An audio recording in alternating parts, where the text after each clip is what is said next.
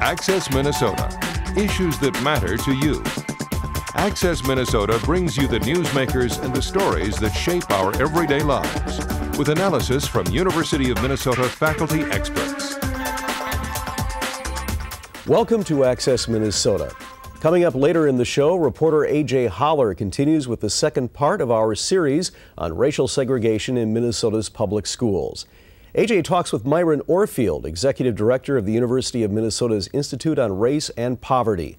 Orfield says that despite ongoing efforts to achieve racial balance in state schools, there is more segregation today than there was in the late 1960s. But first, the head of the University of Minnesota's Alumni Association is stepping down after a quarter of a century of service. I spoke with her recently about her long career and the challenges and opportunities the university and her successor will face in coming years. Margaret Carlson, CEO of the University of Minnesota Alumni Association for the last 25 years and connected to the university going back to 1966. You're stepping down here in a few months. We're glad to have you on Access Minnesota. Thank you, Jim.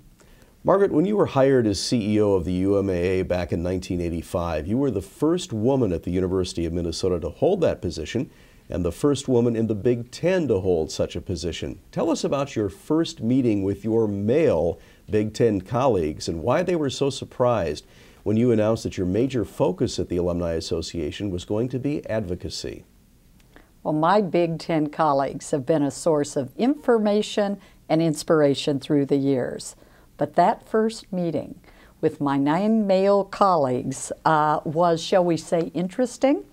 They were leery of their female colleague, and especially when I told them that our volunteers wanted to change the way the regents were selected at the university, to start a legislative network, and also to study issues alongside the central officers at the university and then report on alumni opinions.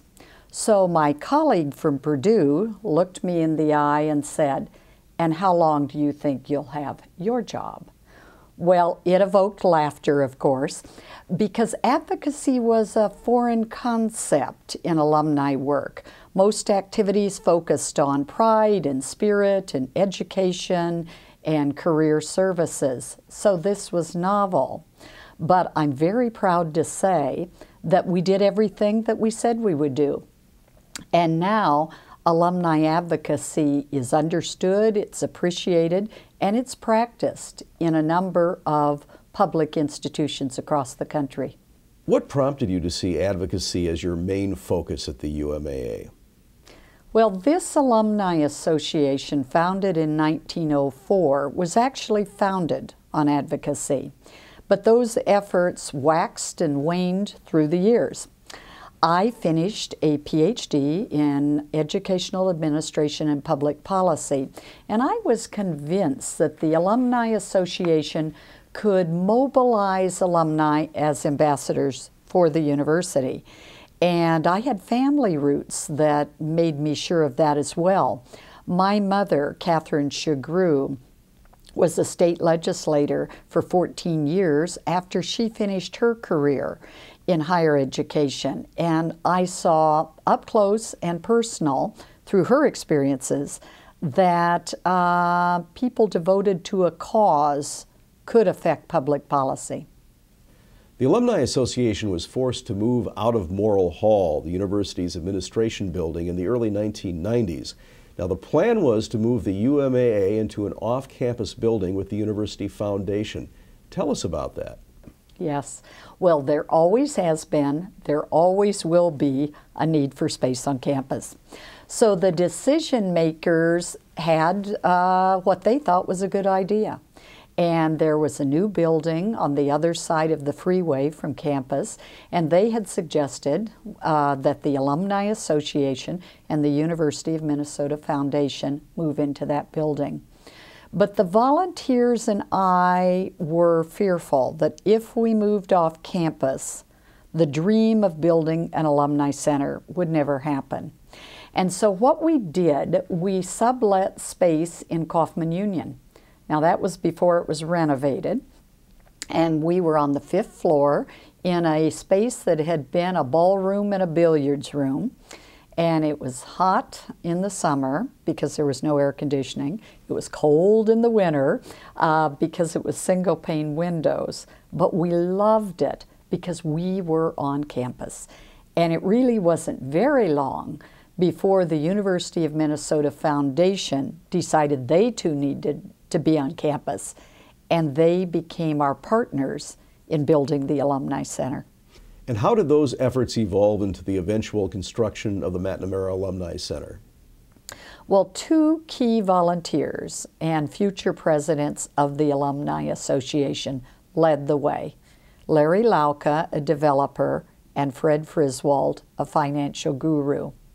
And the brilliance of our plan was that we formed a partnership, the Alumni Association, the University of Minnesota Foundation, and the Minnesota Medical Foundation.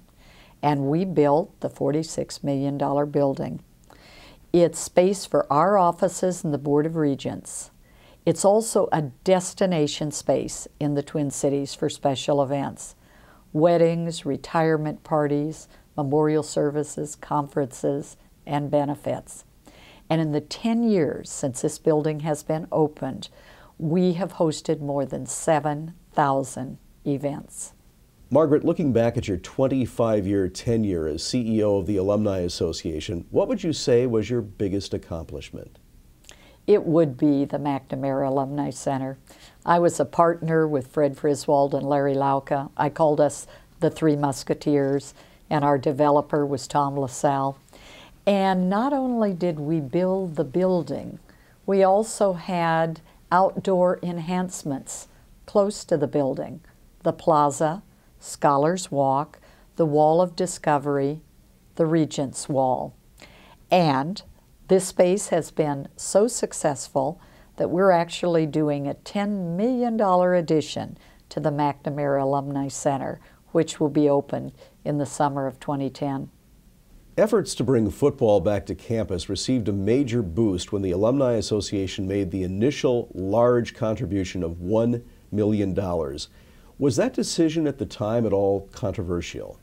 Well, the Alumni Association has a long history with stadiums on campus. In the 1920s, when we built Memorial Stadium, it was the Alumni Association who led the way to raise the funds. And then when Memorial Stadium was demolished in the 1990s, we preserved the Memorial Stadium arch so that it could be reconstructed inside the McNamara Alumni Center. And when we heard that the legislature had asked the university and the Vikings to study a combined use facility, our advocacy committee studied it as well. And we were the first organization to go on record to say Gopher football should return to campus in a Gopher-only stadium. And then we decided that if money talks, early money shouts. So we were the first organization that made a major gift to the stadium. But it was a long process of study and conversation and contemplation. And Margaret, tell us a bit more about that gift and how it helped build momentum that made the eventual construction of TCF Bank Stadium a reality. Well, I would say our advocacy might have been a tipping point, because what we moved from was talking about and dreaming about to really taking action. And so the Alumni Association had committed $1 million, and then we got a call from President Brunix before we had a board meeting to approve that gift. And he said, would you consider making a $500,000 gift to scholarships, which he would match for a total of $1 million? And we made that commitment. And then when the president and the athletic department and the fundraisers at the university made calls on other prospective donors, they told them the story of the Alumni Association making a joint gift to athletics and academics.